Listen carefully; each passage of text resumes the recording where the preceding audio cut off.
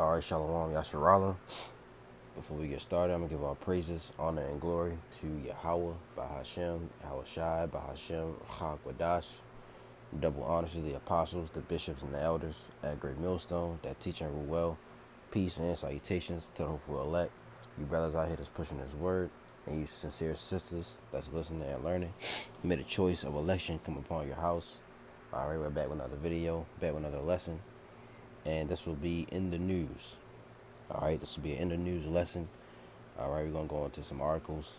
All right, and you know, check on, see what's going on around the world. All right, a lot going on as we, as there's always something going on. All right, so he's got a few articles we're gonna read. All right, we're gonna get some, we're gonna, back them up with the scriptures. Lord willing, is edifying. All right, so I'm gonna start with Salakia. I'm gonna start with this from the People's Voice. This it says banks warn collapse of dollar system is near as elite prepare to roll out CBDCs. You see, so and there's been I ain't gonna say it's been there has been banking banks closing down, not on a not at a large rate, but here and there. You see, so they're preparing some. They're gonna prepare preparing for something. All right. It says several top banks in America have warned that imminent collapse of the U.S. dollar will make way for the creation of a CBDC system that will allow the elite to track and control what Americans purchase. What does that sound like? All right, it was back in now you can try to look it up now, but they're gonna take you to all these other try to debunk it. But I believe it was last year. They said they want CBDCs under the skin. You see, and the elder Manatazatba did he did a live stream. I think it was a live stream he did on it. I'll try to find it, put a link in the description. Lord willing, I remember it. Let's keep reading though. It says World Reserve status allows for let me read that again, Slovakia. It says from InfoWars reports, World Reserve status allows for amazing latitude in terms of monetary policy. The Federal Reserve understands that there is a constant demand for dollars overseas as a means to more easily import and export goods. The dollar's petro status also makes it essential for trading oil globally. This means that the central bank of the U.S.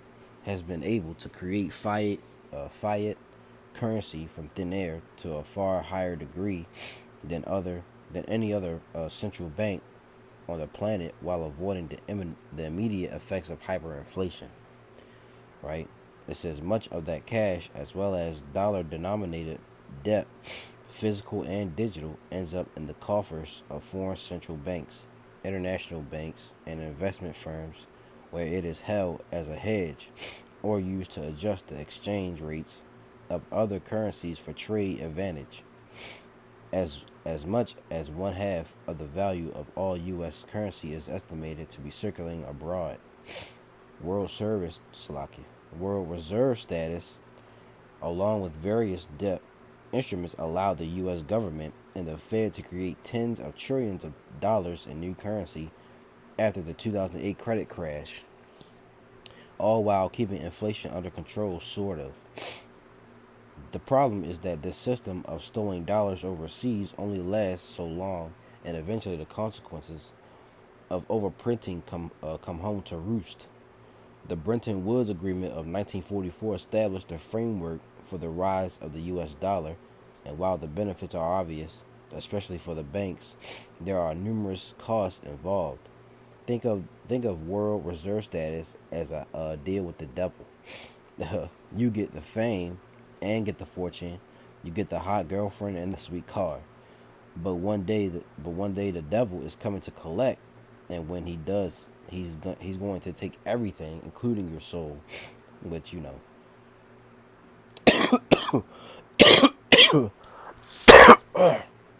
Salaki. It says, unfortunately, I suspect the time is coming soon for the U.S. and it may be in the form. Bear with me, y'all. It's a lot here. It says, unfortunately, I suspect the time is coming soon for the U.S. and it may be in the form of a brand new Bretton Woods-like system that removes the dollar as world reserve and replaces it with a new digital basket structure. And that's the one of their plans. To come in with this. The fourth what do you call it? Fourth industrial revolution. I think that's what it is. Everything is gonna be technology. All right, and we can see it. Happening. All right, nobody really uses cash anymore. All right, either using your credit card, your debit card, or your phone to pay for everything. So it's not really how it used to be. You see, it says global banks are essentially admitting to the plan for a complete overhaul of the dollar-based financial world and the creation of a CBDC-centric system built on unified ledgers. There have been three recent developments, all announced in succession that suggests the dollar's replacement is imminent before this decade is over. So they want a digital. They really want a digital world, basically. You see, a digital world is what they plan for. You see, I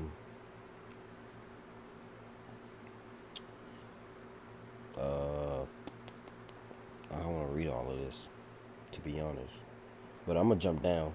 You can read that on your own. It says right here, CBDCs automatically require the end of the dollar as world reserve.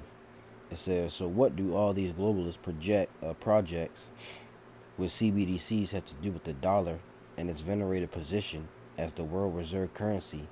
The bottom line is this: a unified CBDC system completely excludes the need or use case for a world reserve currency. The unified ledger model takes all CBDCs and homogenizes, if I said that right, them into a puddle of liquidity. Each CBDC growing similar in characteristics over a short period of time. The advantages of using a dollar disappear in this scenario, and the value of currencies become relative to the middleman. In other words, the IMF, BIS, and other related institutions dictate the properties of CBDCs, and thus there is no distinguishing aspect of any CBDC that makes one more valuable than the others. It says, sure, some countries might be able to separate their currency to a point with superior production or superior technology, but the old model, of having a big military as a way to ensure forex and trade favors is dead. Eventually, the globalists will make two predictable arguments. One, a world reserve currency under the control of one nation is unfair, and we as global bankers need to make the system more equal. Or two, why have a reserve currency at all when all transactions are moderated under our ledger anyway? The dollar is no longer any more easy to use for international trade than other CBDC, right? Finally, the dollar has to die because it's an integral part of the old world. You see that old world? What's the old world? All right, but to use money, the paper dollar. You pay for everything with money. All right. Now it's not that way anymore. As you see, a lot of people use their debit card, credit card. You just tap your phone, and eventually you're gonna use your hand. All right. That's what it's leading up to. All right. This all leads to the mark. You see, swipe your hand, your forehead. Right. Read that again. Finally, the dollar has to die because it's an integral part of the old world of material exchange. The globalists desire a cashless society because it is an easily controlled society. You see, it's all about control. All right, Salakia. See, it all leads to this as we go into it all the time. Revelation 13:16, and he calls of all, both small and great, rich and poor, free and bond, to receive a mark in their right hand or in their foreheads, and that no man may buy, Salaki, and that no man might buy or sell save he that had the mark, which is, when you go to the Greek, the word mark is charagma or charagma, right? And it's a physical stamp or imprinted mark that's going to your hand, and they got a Neuralink that's going into your forehead by the way of Elon Musk, or the name of the beast or the number of his name. Here is wisdom, let him that have understanding count the number of the beast, for it's the number of man, and his number is 600, threescore and six. You see, so that's what this is what is leading up to. See, let's go back. I'll keep reading. It says, think of the 2020 lockdowns and the attempts of jump shot passports. If they had a cashless system in place at that time, they would have gotten everything they wanted. Refuse to take the experimental, what you see what it says. It says, we'll just shut off your digital accounts and you'll starve. You see, and that's what's going to happen when that time comes around. If you refuse to do anything, if you refuse to go with the government, or if they don't like what you're doing, they just shut off your accounts. You can't buy anything. It says this was even partially attempted. Think Canadian trucker protests. But with physical cash, there's always a way around a digital embargo. Without physical cash, you have no other option unless you plan to live completely off the land and barter goods and services. A way of life most people in the first world need a lot of time to get used to. I believe that a sizable percentage of the American populace will go to war before they accept a cashless society. But in the meantime, there is still the inevitable ability, Salakia, of a dollar crash to deal with. Globalist organizations are pushing CBDCs to go active very quickly. And as this happens along with the centralized ledgers, the traditional dollar will swiftly lose favor. This means that those trillions in greenbacks held overseas will start flooding back into America all at once, causing an inflammation. Salakia, bear with me. Inflationary disaster, while beyond what we are witnessing today. It says, as much as the economy has benefited from world reserve status in the past, it will suffer equally as the dollar fades, only to be replaced by a framework even worse than fiat. That is, unless there's a dramatic upheaval that removes the globalist order from the equation entirely. And nobody's going to remove anybody but, Yahweh Shem Yahushua is the only one who's going to do that. You see? So I want to get a few real quick. Let's go to Ezekiel. Alright. Ezekiel 7. I think that's 19. It says, they shall cast their silver in the streets, and their gold shall be removed. Their silver and their gold shall not be able to deliver them in the day of the Lord. Salakia. It says, read that again. They shall cast their silver in the streets, right, and their gold shall be removed. Their silver and their gold shall not be able to deliver them in the day of the wrath of the Lord, whose name is Yahweh. They shall not satisfy their souls, neither fill their bowels, because it is the stumbling block of their iniquity. You see? So ultimately, the money's going to be done away with. Cash, like paper cash is going to be done away with. It's going to be, they're going to come with a digital system. See? Probably have to do it like this. Verse 19. It says, they will throw their money in the streets, tossing it out like worthless trash. You see, it's going to be worthless. Well, not entirely worthless, but they're going to do away with, physical cash, like a $1 bill, the $5, stuff like that. It said their silver and gold won't save them. You know, if you saw the movie Civil War, all right, I might watch that again, Lord willing, if they put it on streaming services. But the movie Civil War, all right, was a one. They were making their way to New York, but I think they were not New York, D.C. They was making their way to D.C. and they had to stop at a gas station, and they were. I believe the lady, she asked for something. It was like sandwiches, I believe, and the guy told her that that's gonna cost you. It's gonna cost her like I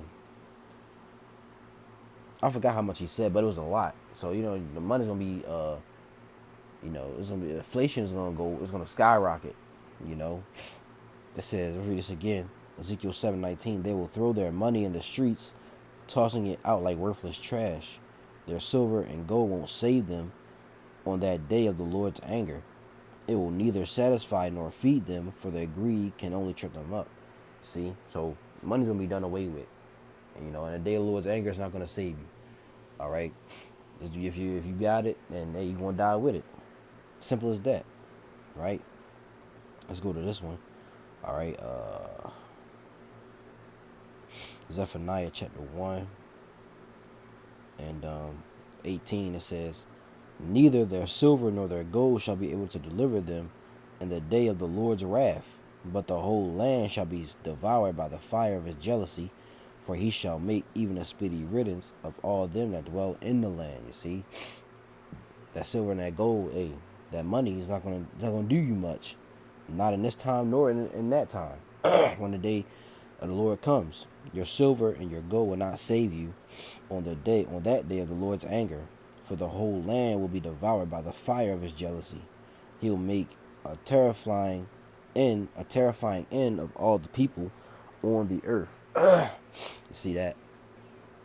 So, like we read in Revelation, this is what it's leading to. All right, banks warn collapse of dollar system is near as elite prepare to roll out CBDCs, central bank digital currencies. That's what it stands for. All right, and we could try to look it up, but ain't nothing gonna really pop up. But let's go here. All right.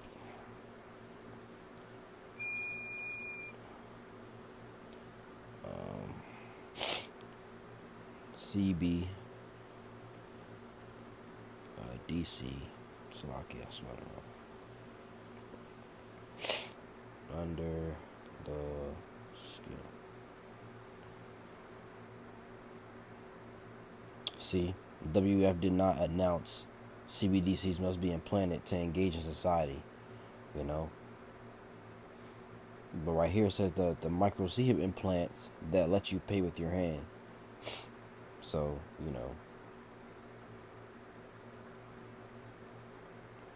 human microchip implants take center stage. This is what it's leading to, man. All right. This is what's coming with. It's an effing trap. The Great Euro conspiracy theory. So,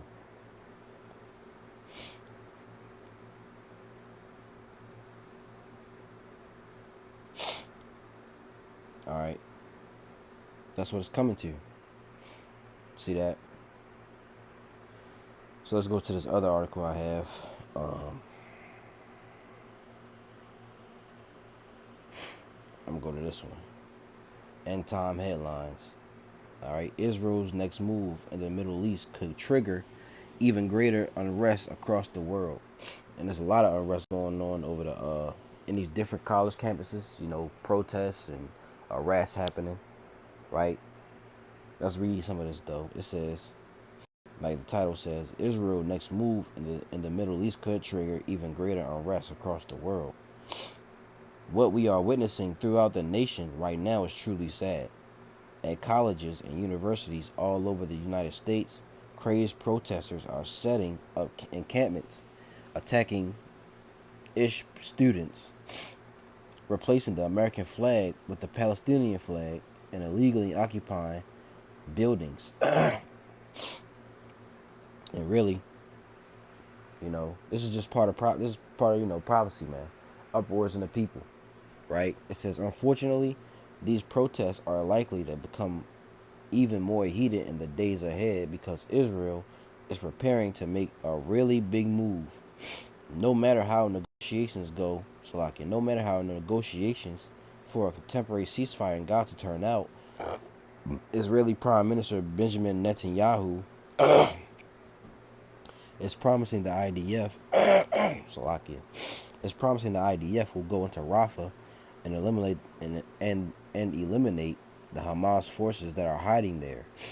Netanyahu said Israel would enter Rafah, which Israel says is Hamas' last stronghold, regardless of whether a truce for hostages deal is struck. And if they were truly the people, they wouldn't have a military. You see, we always bring that out. All right, how can you be the nation, the God's chosen nation, right? If you have a military, all right. Now the curses. Let's go to the curses real quick.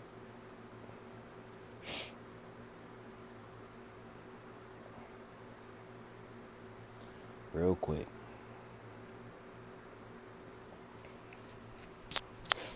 All right. Deuteronomy 28 and verse. Let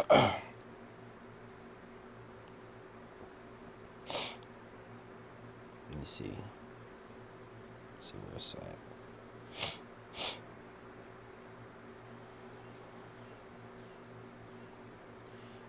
No might.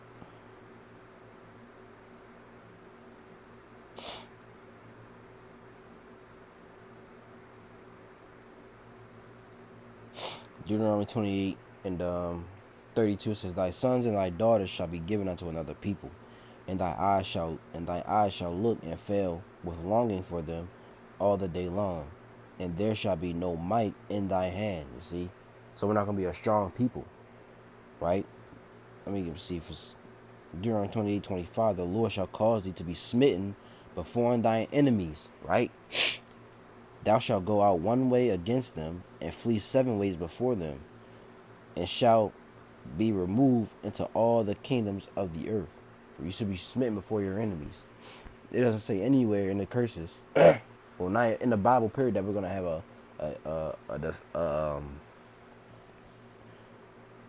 a military. You see, nowhere in the scripture say we're gonna have a military and we're gonna fight against these people. All right, that's not no. Matter of fact, let's go to Isaiah.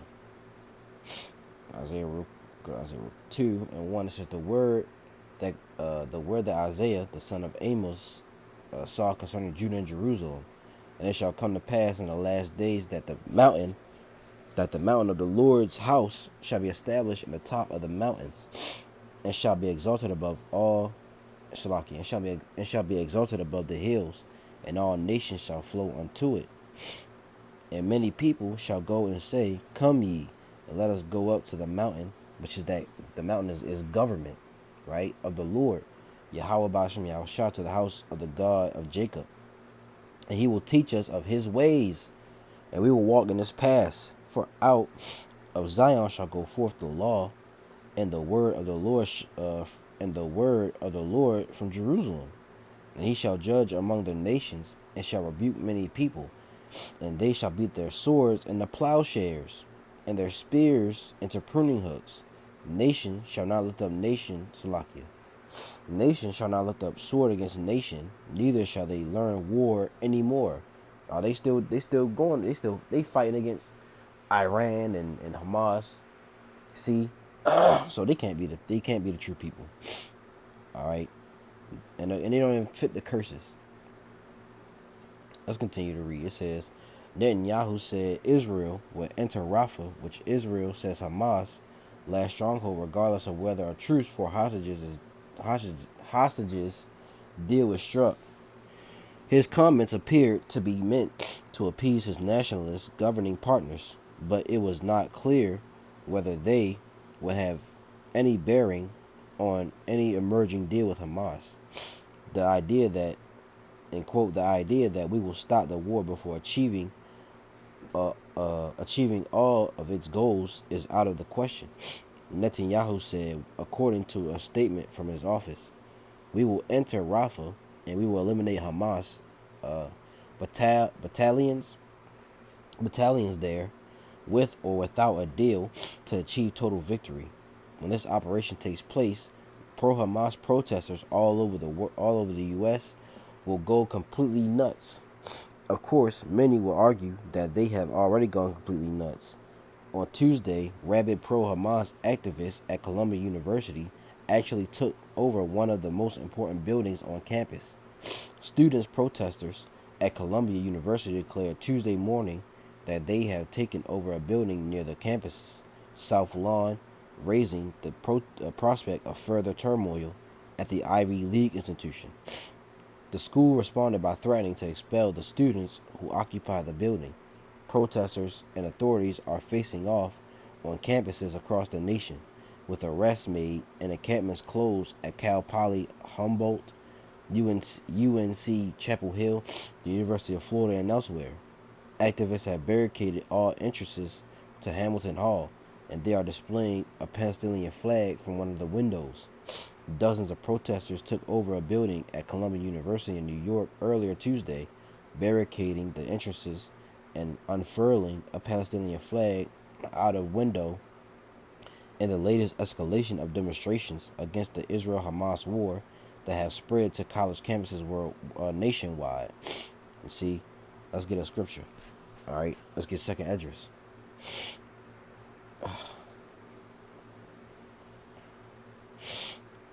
Second Esdras chapter 9.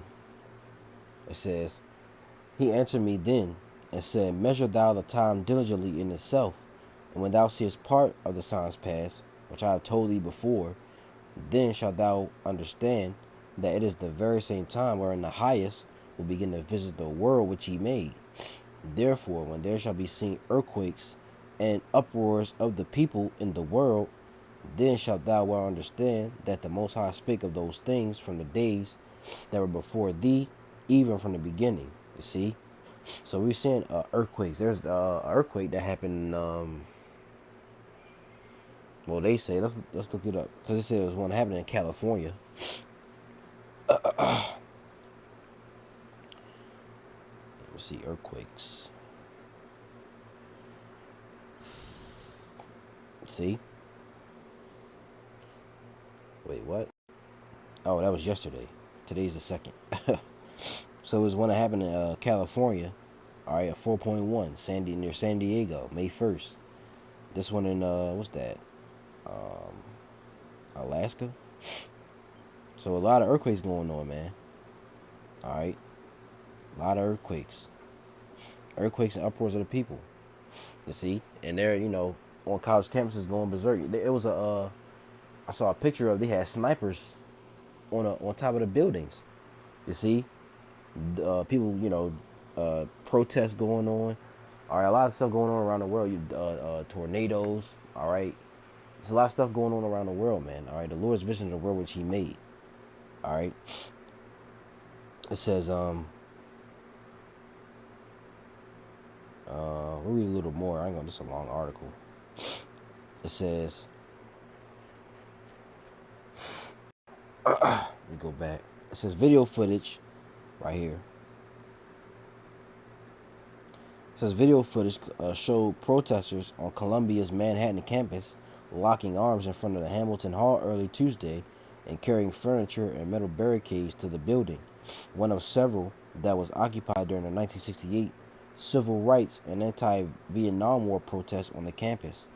Posts on an Instagram page for protest organizers shortly after midnight urged people to protect the encampment and join them at Hamilton Hall. It says, what in the world do they hope to accomplish by doing this? One student who witnessed the occupation of the building is using the term lawless to describe what is happening.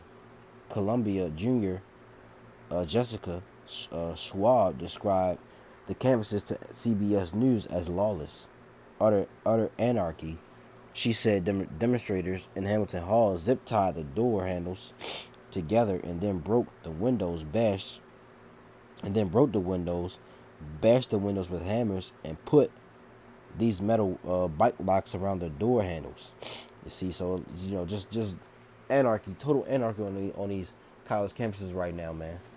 You see, and this is only gonna get worse. Only gonna get worse. Um,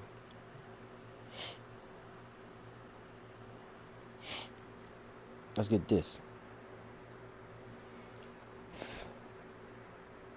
This is Isaiah chapter 19, and in 2 it says, "I will set the Egyptians against the man. I'm sorry, that one. The burden of Egypt. Behold, the Lord Yahweh, Bahashemi Yahushua, rideth upon a swift cloud, and shall come into Egypt, and the idols of Egypt shall be moved at his presence, and the heart of Egypt shall melt in the midst of it. And I will set the Egyptians against the Egyptians, and they shall fight every one against his brother, and every one against his neighbor, city against city, and kingdom against kingdom. And the spirit of Egypt shall fail in the midst thereof, and I will destroy the counsels thereof, and they shall seek to the idols and to the charmers, and to them that have familiar spirits, and to the wizards." You see, so it's going to be a civil war is going to break loose in America. You see, the Lord is doing this. He's putting a. Let me see if I can find. I think it's in this chapter. Yep. The Lord Yahweh Ba'ashem Yahushua have mingled a perverse spirit in the midst thereof, and they have caused Egypt to err in every work thereof, as a drunken man that staggereth in his vomit. The Lord is doing this. This is all the Lord's doing. Let's see what the translations say. The hell. CSB, the Lord has mixed within her a spirit of confusion. The leaders have made Egypt stagger, and all she does, as a drunkard staggers in his vomit, confusion. This is what's coming to America. Luke 21, and I think that's 25. All right, speaks of perplexity. Perplexity means confusion. NLT, the Lord has sent a spirit of foolishness on them, so all their suggestions are wrong. They cause Egypt to stagger like a drunk in his vomit.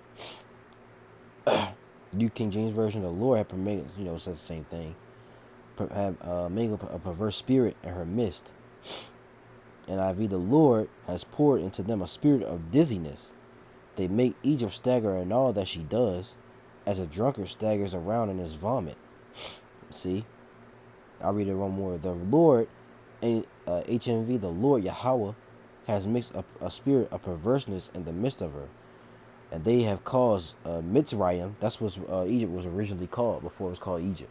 It was Mizraim, to go astray in every work of it, as a drunken man staggers in his vomit. You see, so a spirit of confusion, a spirit of perverseness.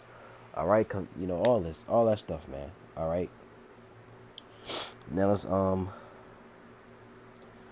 get this last one real quick. All right. If it comes up, all right, here it is. Republicans voting for bill that could, Salakia. It says Republicans voting for bill that could make Bible illegal, outrages MAGA. You see, and we all know, all right, but who they're targeting? Are they targeting who? Israelites. All right, they're not targeting Christians. They're not targeting, all right, because Christians not out on the street preaching the word of the Lord. Not truth. If they are, they're not doing it, truthfully.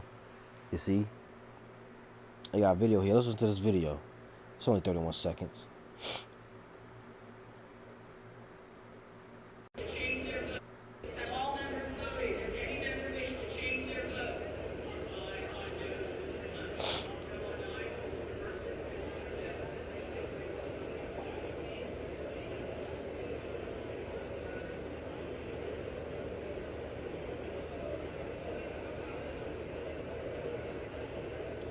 There's not really going on there, but you see it says combating anti-Sem on college campuses. It says MAGA conservatives voice outrage at congressional Republicans voting for the Anti-Sem Awareness Act over concerns it would make the Bible illegal. Congress on Wednesday passed a bill which would require the Department of Education to use the international. See that? Salakia. See this word? Come on, man. The education to use the international, you see it, Remembrance Alliance, IHRA, working definition of anti-Sem when enforcing anti-discrimination laws. It comes as colleges across the United States have seen pro-Palestinian protests that critics say at times have allegedly veered into anti-Sem. It says, and they trying to protect these people. the scriptures would say that we have enemies. Nobody will. All of them will come up against us. All right, but those people are being protected. All right, it says anti-Sem is a certain perception of Jews which have may be expressed as hatred towards Jews.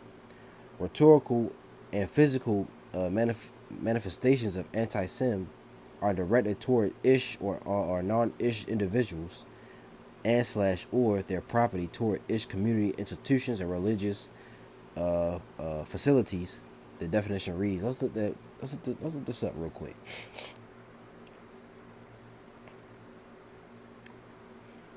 All right, who are they? Who are the Ish people?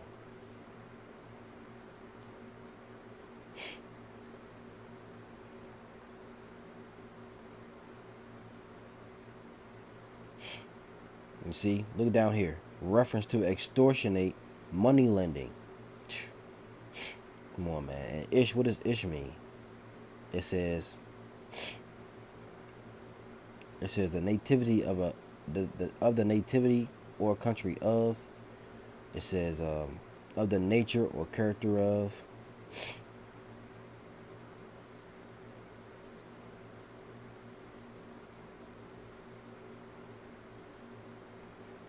So Ish, right? Reference to extortionate money lending. You see. So let's go back to the. It says down here the bill drew bipartisan criticism and both Democrats and Republicans voting against it. Critics argue the bill, if signed into law, stifles free speech that is protested by the U.S. Constitution and is overly broad in its definition of anti-Sem, pointing to the definition including claiming that the existence of a state of Israel is racist endeavor.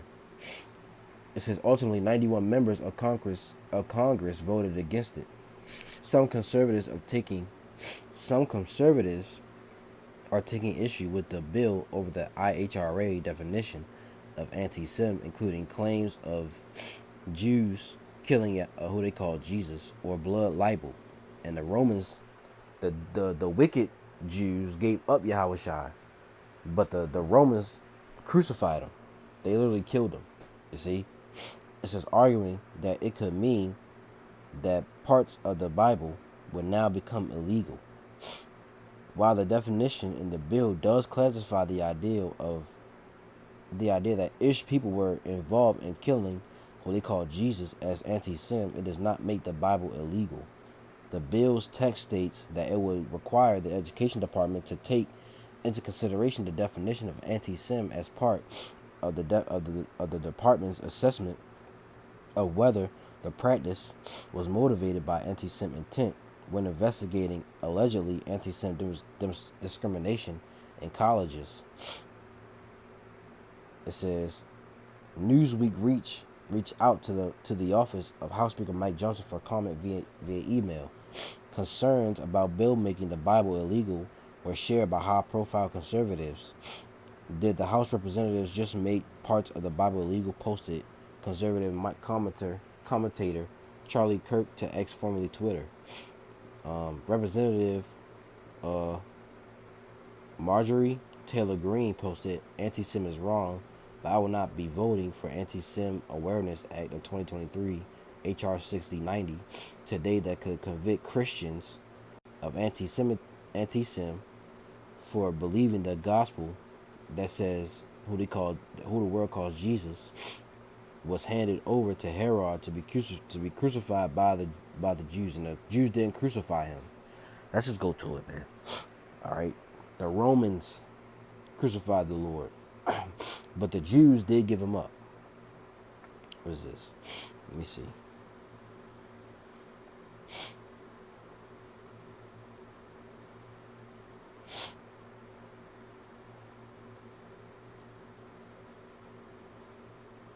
I think it's the next chapter.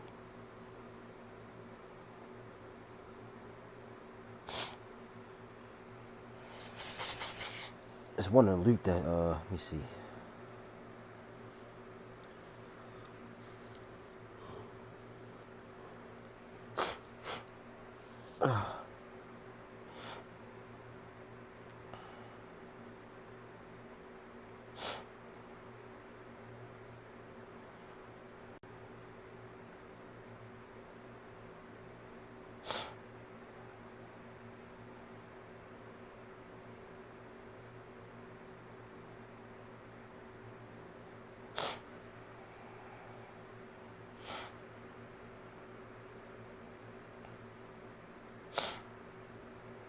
Let's go back to that. All right.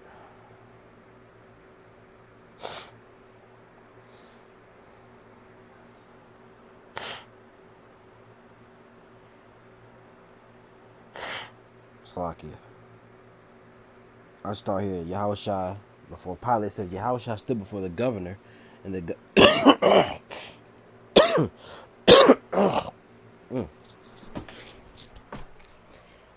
Slovakia. Verse 11, and Yahushua stood before the governor, and the governor asked him, saying, Art thou the king of the Jews? And Yahushua said unto him, Thou sayest. And when he had accused of the chief priests and elders, he answered nothing.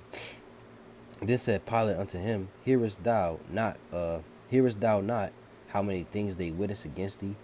And he answered him to never a word, insomuch that the governor marveled greatly.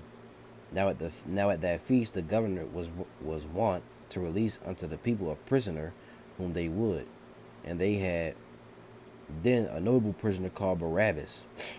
Therefore, when they were gathered together, Pilate said unto them, Whom will ye that I release unto you, Barabbas or Yahushua, which is called the Messiah? For he knew that for envy they had delivered him. You see, they delivered him. The wicked scribes and the Pharisees, all right, and the other one and the others who gave him up, they had envy for Yahushua. When he was set down on the judgment seat, his wife sent unto him, saying, Have thou nothing to do with that just man? For I have suffered many things this day in a dream because of him. But the chief priests and elders persuaded the multitude that they should ask Barabbas and destroy Yahushua. The governor answered and said unto them, Whether of a twain will ye that I release unto you? They said, Barabbas. Pilate said unto them, What shall, and Pilate was in a Roman, he was a governor, right? It says, Pilate said unto them, What shall I do then with Yahushua, which is called the Messiah? They all say unto him, Let him be crucified. And the governor said, Why? What evil have he done? But they cried out the more, saying, Let him be crucified. When Pilate saw that he could prevail nothing, but rather a tumult was made, he took water, and he washed his hands before the multitude, saying, I am innocent of the blood of this just person. See ye to it. They then answered all the people and said, His blood be on us and on our children. These were Jews, man. All right. And you can read the rest. See? It says down here, says, and they, verse 39, and they that passed by reviled him, wagging their heads, and saying, Thou that destroyest the temple and buildest it in 3 days, save thyself. If thou be the Son of the Most High, come down from the cross. Likewise also the chief priests, mocking him, but the scribes and elders said, He saved others, himself he cannot save. If he be king of Israel, let him now come down from the cross. We will believe him. You see?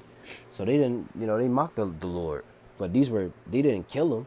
They didn't literally they gave him up to the Romans, but they didn't crucify him. They didn't, kill him.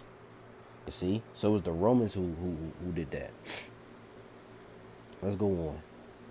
It says Congress voters to make the Bible illegal hate speech. I guess I'll see you all in jail, wrote Lauren Witz, a former Republican Senate candidate in Delaware. If you support this anti-Sem hate speech bill, not only are you spitting on the First Amendment, you are openly denying the Bible as well, wrote Blaze TV host Lauren Chin. The idea that Ish people were responsible for Yahushua's death has been rejected by some Christians, including the late Pope Benedict, whoever this is. It says in 2011 he wrote a book exonerating Ish people of these claims, concluding that his accusers were only temple authorities, not all Ish people at the time. And that's the end of that. You see? So there is a bill. Let's see if we can find it real quick. Bill C-367. Let me see.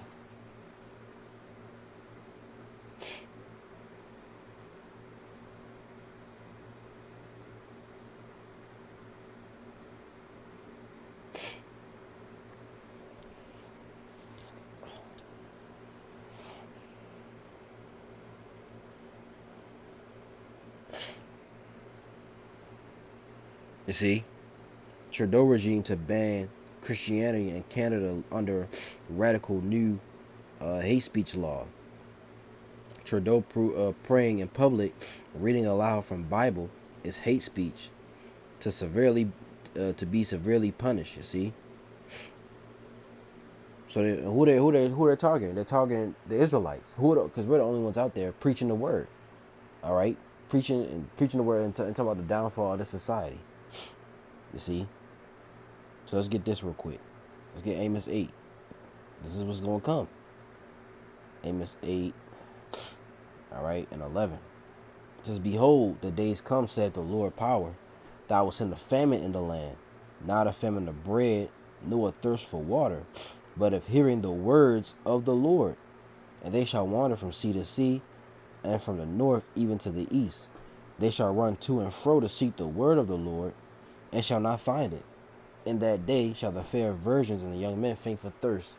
And that thirst is what? The word, this living waters. You see? It is going to come a time where the Lord's going to remove us off those streets. It's going to come a time where, hey, it's going to be a famine of the word, and nobody's going to have the true knowledge and understanding of the Bible. Right?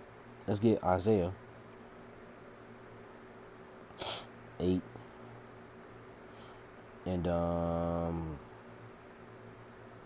I'll start at 13. Sanctify the word, Salakia. Sanctify the Lord of hosts himself, and let him be your fear, and let him be your dread. And he shall be for a sanctuary, but for a stone of stumbling, and for a rock of offense to both the houses of Israel, for a gin and for a snare to the inhabitants of Jerusalem. And many among them shall stumble and fall and be broken and be snared and be taken. Bind up the testimony, seal the law among my disciples. You see? Let's get this in a It says, NLT, preserve the teaching of the Most High, and trust his instructions to those who follow me. You see, so the Lord's only going to trust those the words of the Lord to his chosen. And Lord willing, we have that number. We pray and hope. You see, and the rest they say the same thing. Bind up the testimony, seal the teaching among my disciples. All right, NIV, bind up this testimony of warning and seal up God's instruction from among my disciples. See, let's get Ezekiel. Is it 7? Same. Yep. Destruction cometh, and they shall seek peace, and there shall be none. Mischief shall come upon mischief, and rumor shall be upon rumor. Then shall they seek a vision of the prophet, but the law shall perish from the priests, and counsel from the ancients. The king shall mourn, and the prince shall be clothed with desolation, and the hands of the people of the land shall be troubled. I will do unto them after their way, and according to their deserts will I judge them, and they shall know that I am the Lord. Let's read this in it says, terror and trembling will overcome my people. They will look for peace but not find it. Calamity will follow calamity. Rumor will follow rumor. They will look in vain for a vision from the prophets. They will receive no teaching from the priests and no counsel from the leaders. No teaching, no vision. All right, you're not going to hear the words of the Lord anymore. You should have, it's going to be too late at that point. You see? And the brothers always bring up the word was precious in those days. Let me see if I can find that. This word is precious, man. All right, you should get it while you can. Let's see. Pops up.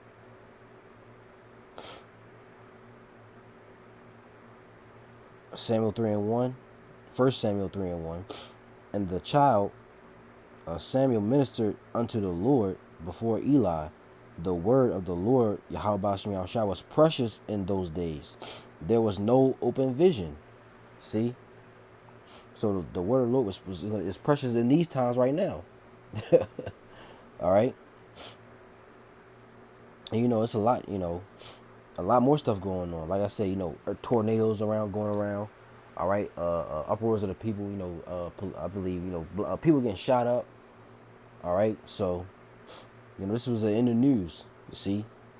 All right? And Lord willing, was edifying to you brothers and sisters out there. All right, I'm gonna give all praises, honor, and glory to Yahweh, Bahashem, Yahweh Shai, Bahashem, Chak Wadash. Double honors to the apostles, the bishops, and the elders, a great millstone that teach and rule well. Peace and salutations to the hopeful elect. You brothers out here that's pushing this word, and you sincere sisters that's listening and learning. May the choice of election come upon your house. All right, stay prayed up, continue to endure. All right, Kwam Yasharala, Ababa Ball. Shalom to the next video.